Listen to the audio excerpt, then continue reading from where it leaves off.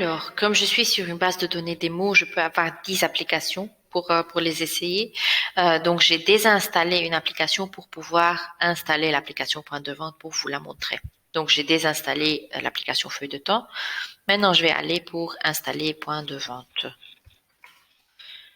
Point de vente, installer. Ça va prendre un petit temps parce que ça crée une demande et ça va installer l'application. On attend un tout petit peu et on va aller sur nos articles maintenant. Et dans la configuration d'articles, on peut choisir d'avoir cet article dans le point de vente ou pas. Je vois que mon application point de vente est installée. Je vais avant tout aller dans n'importe quel article pour pouvoir dire que cet article est présent dans mon point de vente. Je vais aller sur Parasol, le modifier. Je vois, donc dès que j'ai installé l'application point de vente, je vois que j'ai une catégorie, je dirais, un menu, juste ici qui est ajouté point de vente. Disponible dans le point de vente, oui. Dans la catégorie Parasol. À peser avec une balance, mais dans ce cas, je ne vais pas le peser parce que c'est pas des fruits, c'est pas des légumes, c'est pas quelque chose que je vais peser. Sauvegarder. Je vais aller maintenant dans mon point de vente. Shop, c'est-à-dire mon magasin. J'ai pas encore ouvert une session, donc on va l'ouvrir ensemble. Au début de la journée, après dans la fin de la journée, on peut la fermer. Donc ça c'est ma vue sur mon application point de vente. Je peux avoir des clients, je peux même configurer, activer le programme par exemple, de fidélité. Si j'ai des clients qui viennent toujours, je peux avoir des programmes de fidélité. Je peux les ajouter. Je peux ajouter le nom des clients. Comme ça, s'ils ont besoin, par exemple, d'avoir la facture, j'ajoute leur nom. Je vois les différentes catégories. Ici, c'est uniquement Parasol, mais après, on aura, par exemple, fruits, légumes, je sais pas, riz, etc. C'est juste pour vous donner une petite idée. Les commandes qui sont déjà faites mais qui ne sont pas encore payées. Je peux directement cliquer sur les articles, 2 fois, 3 fois. Je vais l'annuler maintenant. J'ai uniquement besoin d'un.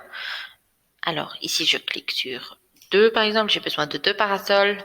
Le prix, je peux changer le prix comme je veux dans mon point de vente. C'est juste pour vous montrer, mais je vais garder le même prix. Pour les calculs, pour le paiement, mon client va me payer en espèces. Il peut aussi payer en banque, donc ça dépend des machines, par exemple, ou bien des terminaux de paiement que j'aurai dans ma société, dans mon magasin. Tout ça, ça aura besoin d'être intégré, bien sûr, avec l'application point de vente pour que ça fonctionne bien. Donc, tout ce qui est, par exemple, terminaux de paiement ou bien balance, si j'ai besoin de peser mes articles. Alors ici, je peux ajouter le nom du client. Ajouter le client. Il va me payer en espèces, la facture et valider. Donc voilà, comme vous voyez, c'est vraiment très facile à faire. Voilà la facture, bien sûr, le logo, ce sera votre logo, l'adresse, le numéro de la facture et les articles que mon client a achetés. Ça dépend.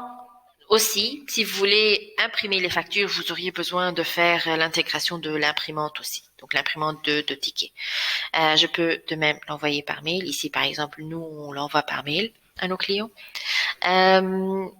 Si vous avez des législations très spécifiques dans votre pays, il y aura besoin de développement, de customisation, c'est possible aussi. Ça dépend. Mais bien sûr pas dans le standard. Donc ici, ce que je vous ai montré, c'est le standard.